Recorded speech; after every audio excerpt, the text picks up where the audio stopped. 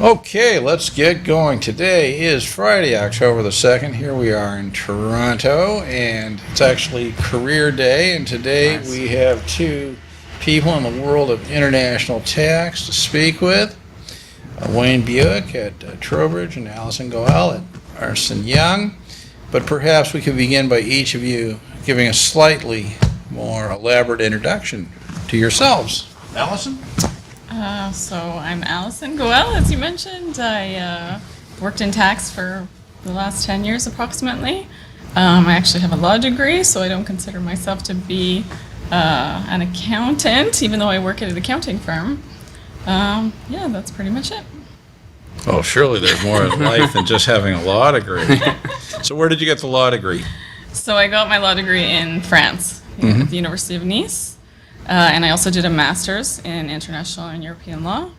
Oh my God. Yeah, so So there was a world of opportunities at that point. a lot of degrees. So you're wanting to be qualified in Canada as a lawyer as well? No, I have to go through a whole program to be able to do that. And this is the NCA, the National Committee on Accreditation. So I'm actually studying. I'm starting in September, so in a few weeks. I'll be doing another LLM, so a Master's of Law in Canadian Law. So that'll help me to get my accreditation. Plus you're collecting graduate degrees. This is amazing. All right. Wayne, you couldn't possibly top that. No, clearly not. And how did you get into international tax, and what do you do? So I got into it. I was working at one of the big four, and I started in auditing, and I thought it was terrible. And so I went into tax, and I like traveling, and that kind of led to that profession. So you traded auditing for traveling. Pretty much, yeah. It allowed me to take 3 months off a year, so that kind of how I went into that path. So. And well, how in the world do you get paid for traveling? That sounds great. Yeah, well, now we do a lot of presentations, develop business, bring in clients around the world. So you're essentially the marketing arm of your yeah, to a certain company. extent, yeah, to do it. And So we focus on international clients, so there's a lot of clients around the world. So it gives us a chance to get out there and meet people. So. You know, the great thing about tax is wherever you go, somebody has a problem. Yeah, Isn't that right? yeah, That's exactly. definitely true, yeah. Do you see tax as a problem in the world today, generally, Alison? I think tax is a big issue now because I think more and more people are starting to realize that tax is important, especially on a corporate level. I think when you look at international tax, there's a lot more articles and the media is focusing more on than tax avoidance, corporations who are, planning and structuring so they don't pay taxes. And it's all really coming down to the middle classes now and how we have to, pay our fair share of taxes to keep the services that we want in Canada. So you think corporations should pay more? I don't necessarily think they should pay more, but there are certainly a lot of opportunities that we could have to maybe broaden the tax base. Interesting. Could you give one or two examples of what broadening the tax base would mean?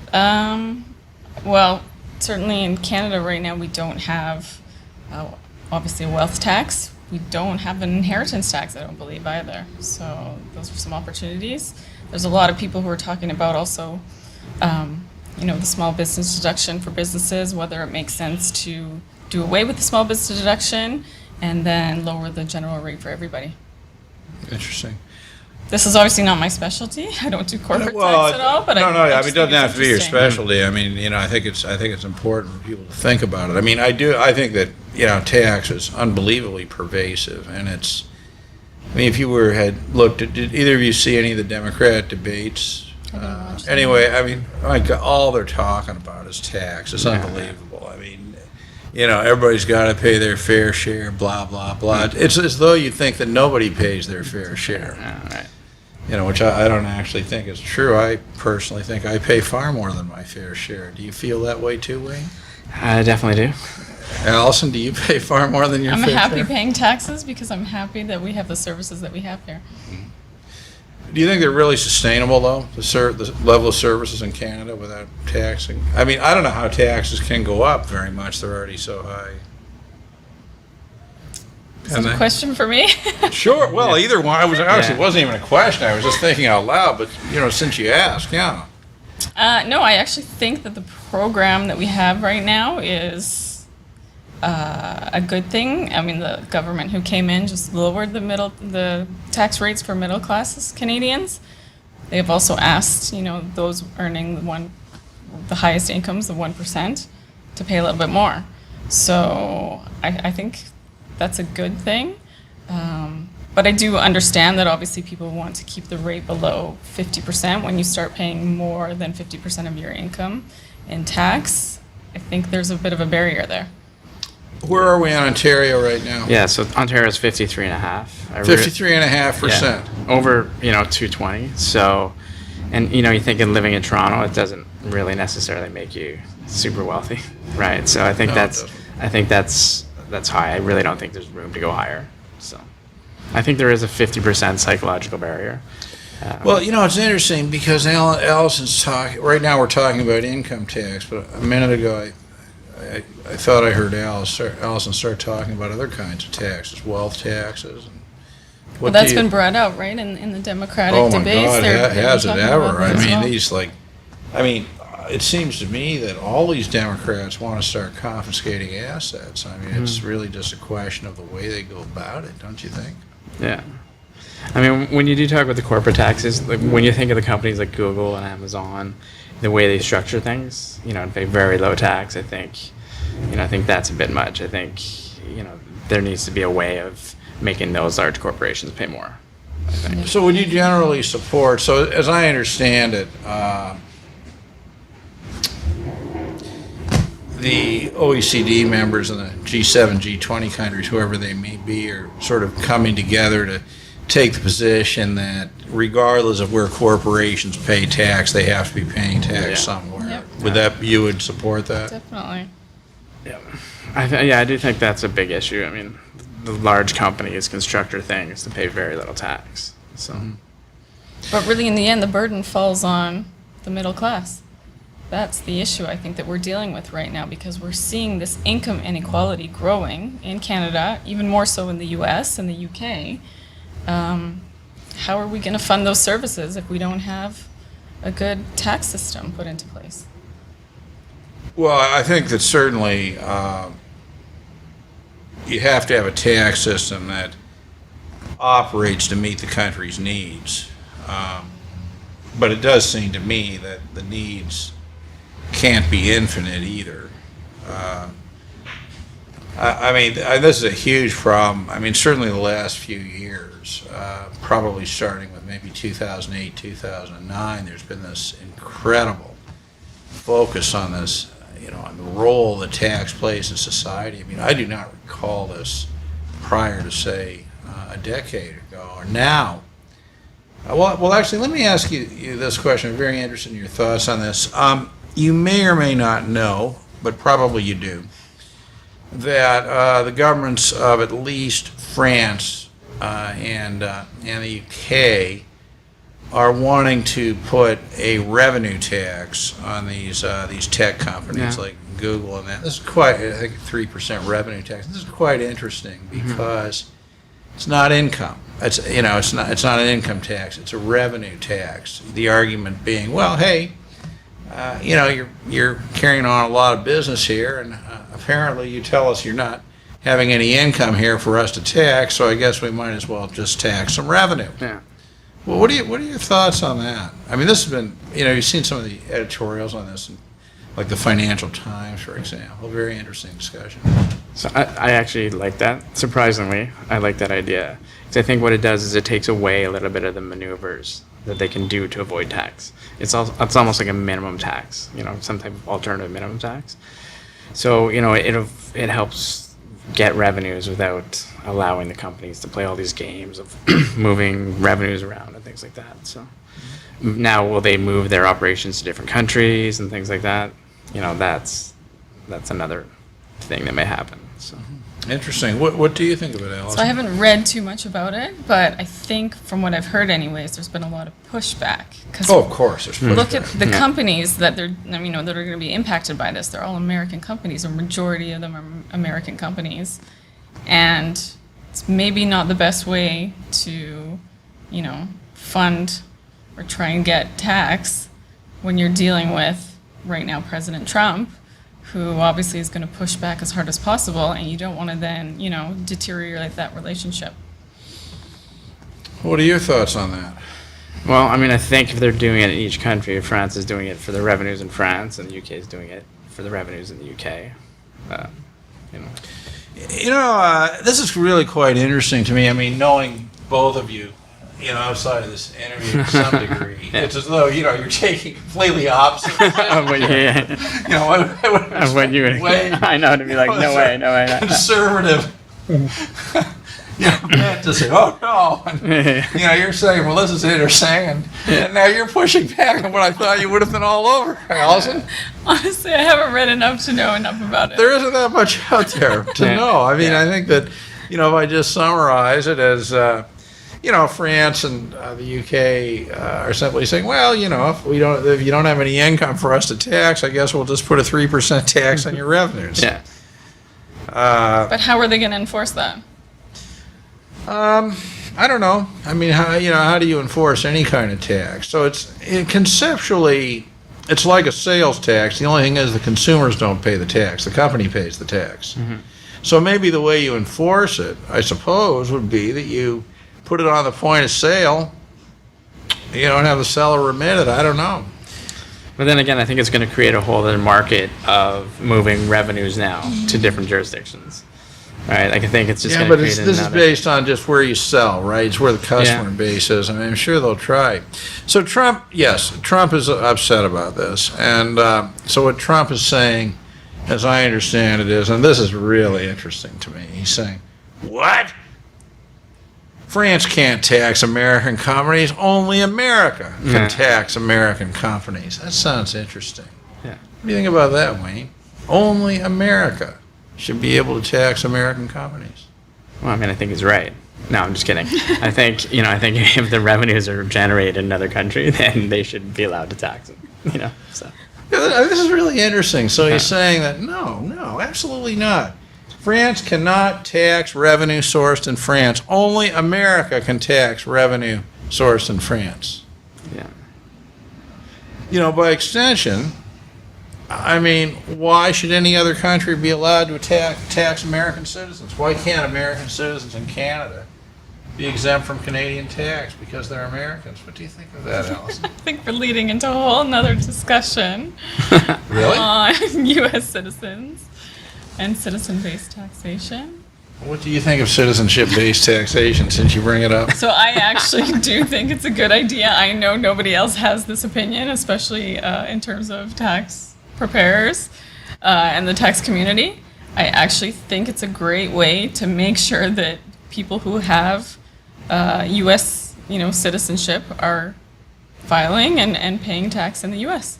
I think Canada should perhaps do the same.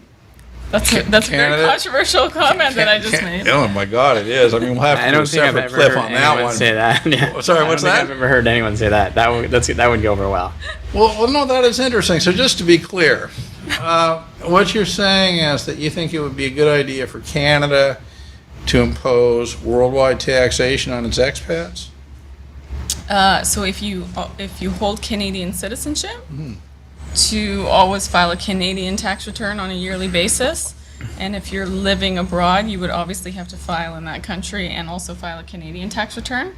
And because we have then treaties with a lot of these other countries, they would get a foreign tax credit. So they wouldn't actually be paying tax in Canada. Sounds doesn't like a great doesn't idea. that assume that the kinds of taxes between the two countries are aligned? You say, well, so a tax treaty would say, well, each country gives a credit for income taxes, but what if an expat is living in a country that doesn't operate primarily with income taxes, but has, for example, a really full-blown VAT or something on steroids? What then? So then, So I mean, don't you have double taxation then? I think that'd be really punitive to Canadians living abroad. Because certainly, if you're living in the UAE where there's no tax, right? If you all of a sudden pay 53%, then there goes half your income. Then we're going to increase the tax base in Canada. It's a great idea. Interesting. So you think that basically all countries should have citizenship taxation? I don't think it's necessarily a bad model. So you should be paying tax to the UK? Are you a UK citizen? I am, yes. Oh my God. Well, let me ask you that. And France, so you should be paying. Are you I'm French? not a French citizen So, yet, no. but so your children should be doing. Is your husband a French citizen? He is, yeah. Should he be paying tax to France while he's living in Canada? Sure, why not? And He so your can children are going to vote. have all three. So that in your So they- family, you so could they be should- paying you could be worldwide taxation in Canada, France, and the UK. Yep. So I guess that's what her children would be. That's I what her guess children that's would be what doing. it would be. But You think if that would be we- a good thing? if we ever... I mean, for us as tax preparers, that'd be great. I mean, it'd be a lot of work. But No, I mean, I guess when you look at it from that point of view, it's a bit cumbersome, but at the same time, if you can vote in a country, you should still file a tax return in that country because you have citizenship. I don't necessarily think it's a bad idea. Interesting. And do you have any thoughts on citizenship taxation, Wayne? yeah, I think it's a terrible idea. Mostly, again, from the American perspective, where we have someone who's born, right, in the U.S. and they leave when they're 2 and they never go back, and then they have to file forever. I mean, that doesn't make sense. But they can vote in the U.S. They continue to vote. They continue to exercise certain... If there's Yeah. ever a war, the United States would come and help that person based on their citizenship. So therefore, they're still participating in their home country. It's citizen... Actually, a lot of them can't vote. That's the interesting thing. I thought in the U.S. you always could vote, even if you lived abroad. Well, the voting, as I understand it, is done on a state-by-state basis with state-by-state rules. So there are apparently a significant number of cases where people, they're required to pay tax, but they can't vote. I would think that from an American perspective, that would be a very desirable situation. I mean, if you were running a country, wouldn't you prefer to tax people who couldn't vote? Yeah, they have no say, and then you tax them. It's great. Yeah, it'd be far more efficient. What is it? Taxation without representation? Is that- Listen, you know what? People always say that taxation with representation can actually be an awful lot worse. Okay? You have no idea how bad taxation really can be. So. But moving on to politics here a little bit.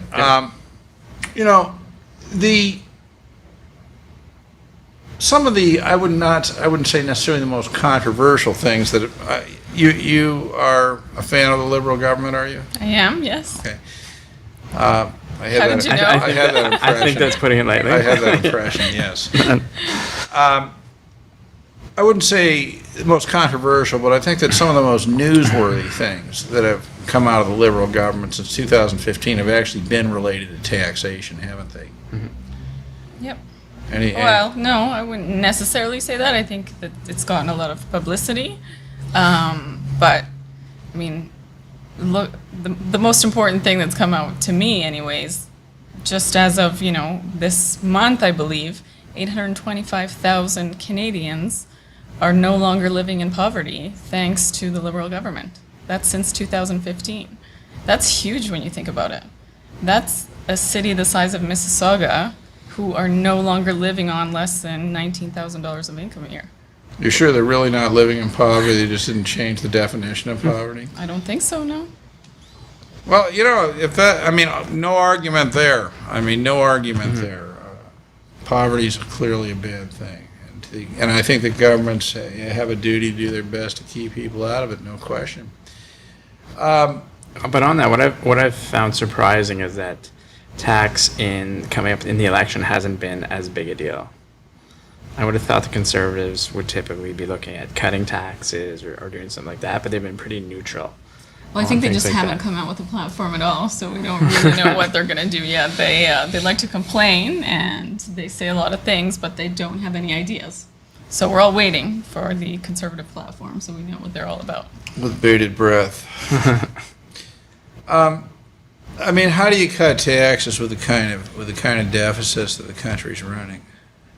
So obviously there's a few things you can do, but just in terms of referring to this deficit that you talk about, you can't cut your way to growth in the economy. If you want to grow the economy, you have to invest in the economy. And I think that's why we've taken the position to, to go in, not have a surplus, have deficits, but yet grow the economy and stimulate the economy. If you were the finance minister, Wayne, what would be the overall theme that you would use in running the country's finances, including the tax system? Including the tax system? Would you, let's go to Alison's suggestion of a wealth tax. Would you want a wealth tax?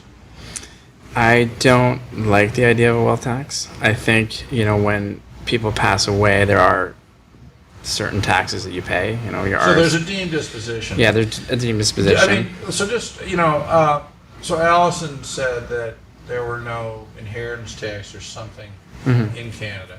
Strictly speaking, that is true, but certainly dying in Canada is a significant tax event, isn't it? It is. Yeah, so all your RSPs become taxable, and there's deemed disposition on certain assets. So basically, it's like everything goes when you die. Yeah. But a wealth tax is interesting because a wealth tax is an actual annual fair market value assessment of your assets, and at that point you pay tax on that. So it's a little bit different than the deemed disposition in that you're assessing what you currently own, and you put a value to that, and you pay the wealth tax in terms of then those assets that you hold. Oh, it's an entirely different thing. With a capital gain or something, okay, you have an actual sale, right? A disposition. Right. The thing about these wealth taxes is that there's no disposition whatsoever.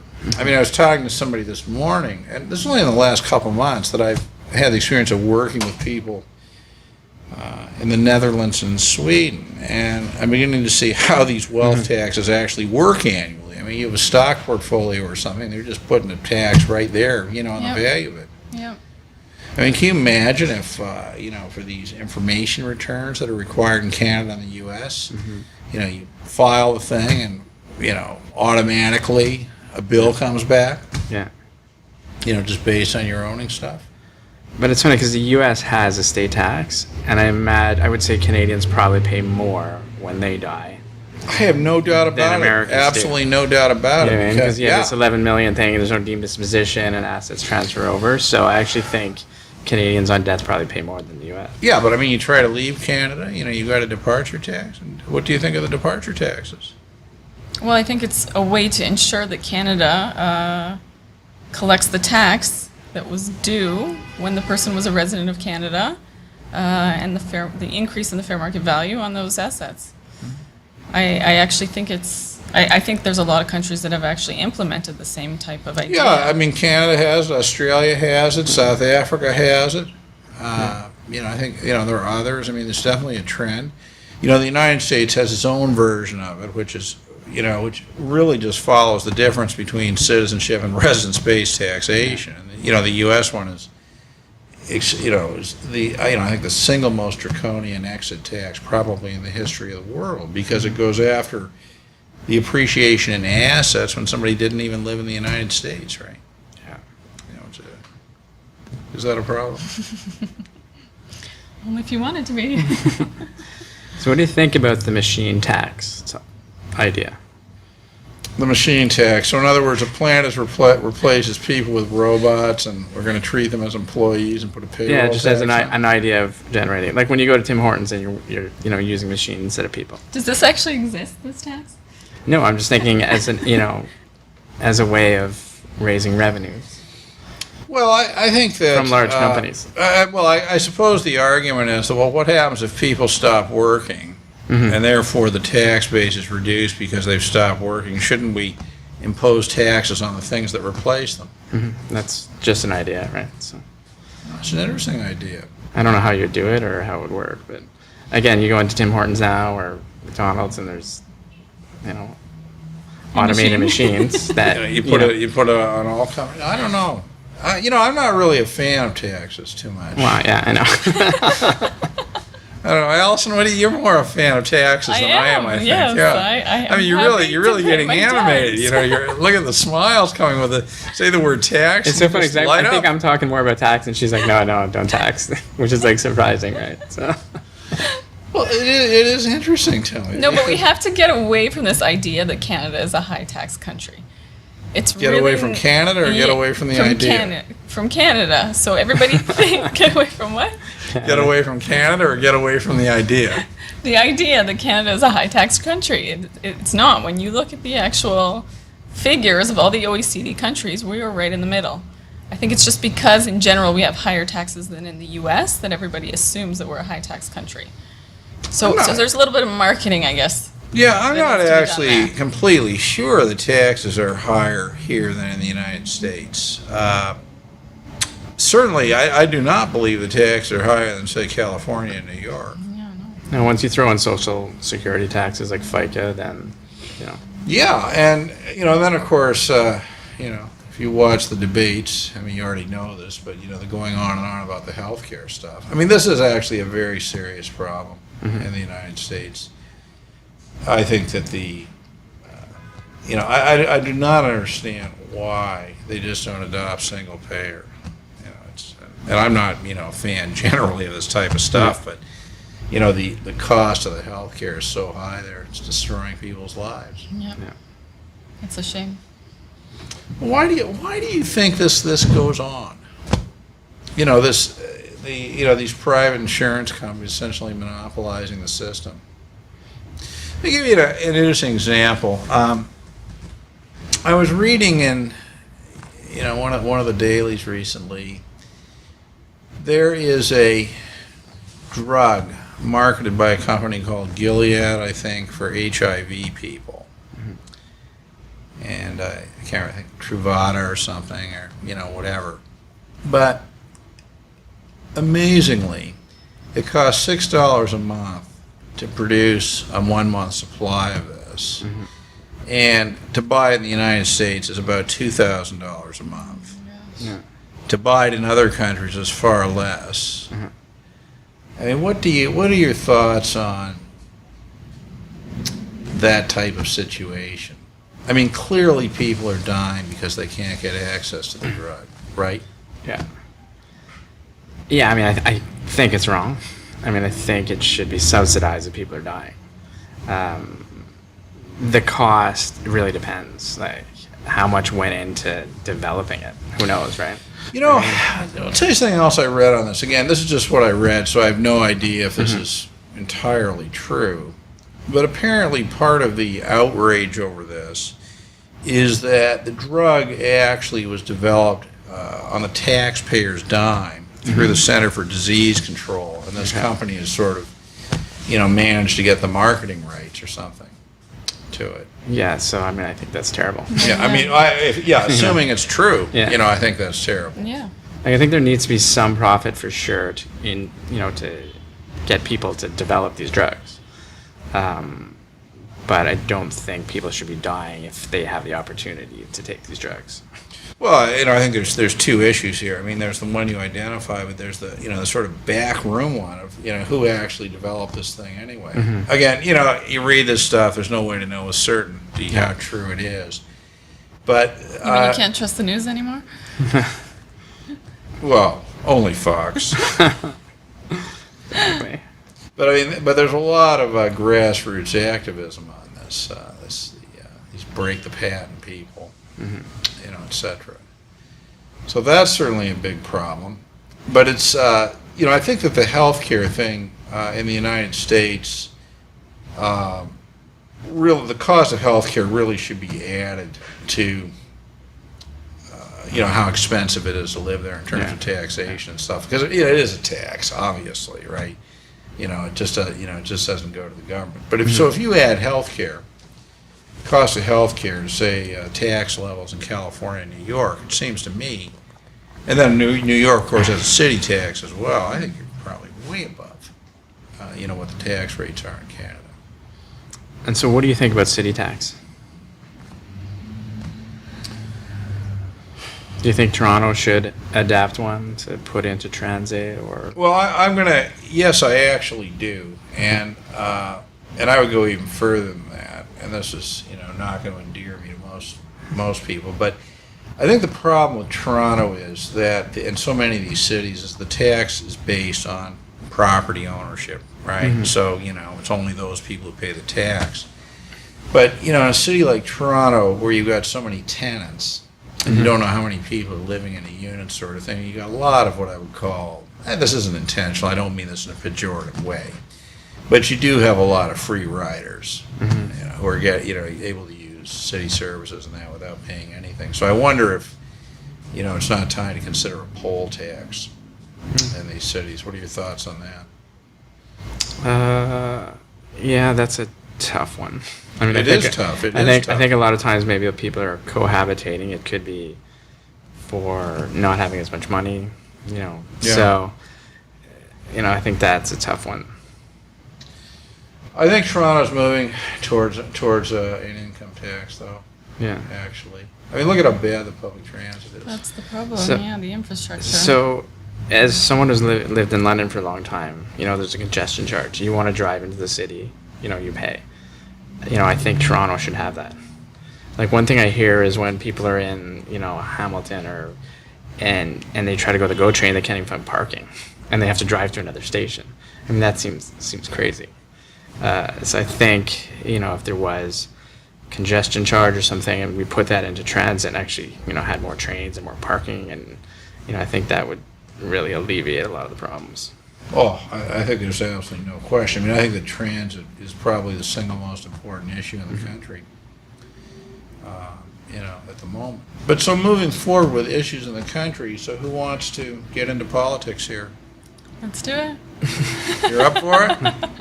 As a liberal? As a liberal, yeah.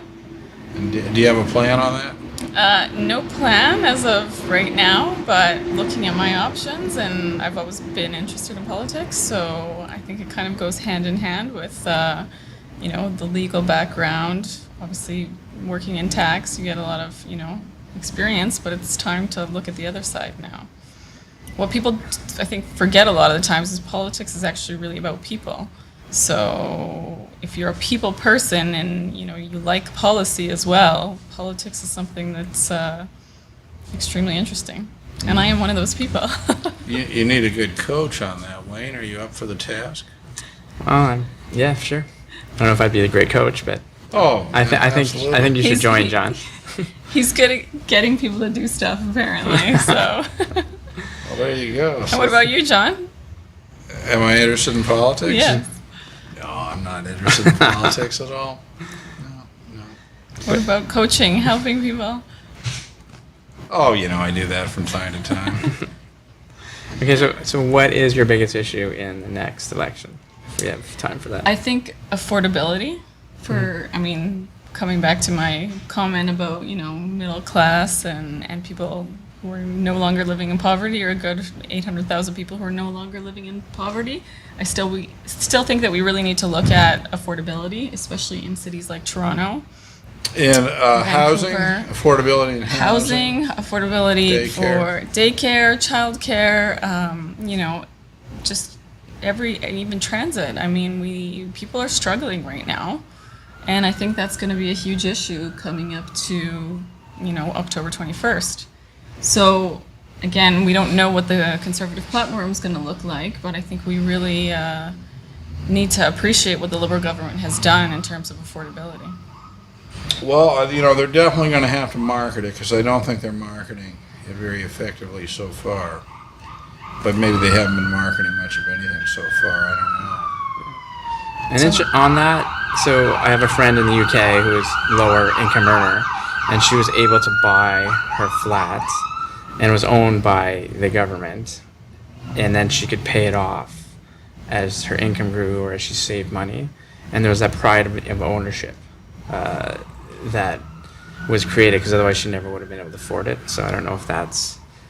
So there was something that was implemented recently as well by the Liberal government. You like those people. How can you tell? I didn't know that. Yeah. But I don't know if it goes to the same extent that it did in the UK, but that's definitely something of interest that we should be looking at. Yeah. Again, the pride of ownership, I think, it was just really nice to see. So. All right. Well, this has been great. We can probably do a part 2. Why don't we do a part 2 in another month or so and see how Alison's ideas evolve as we get closer to the election? That would be great. Good idea? Yes. All right, well, Wayne needs to get on the congested road. Gotcha. Yeah, no, this has been quite interesting, so Yeah. thanks for coming by, and are you up for part two? Yeah, always great chatting with you, John. So. Part two for sure? Definitely in part 2. Okay, all Looking right. forward to it. We will do that soon. All right, well, Thanks. thanks very much. Thanks for having us. Thanks for having Okay. us. All right. Bye.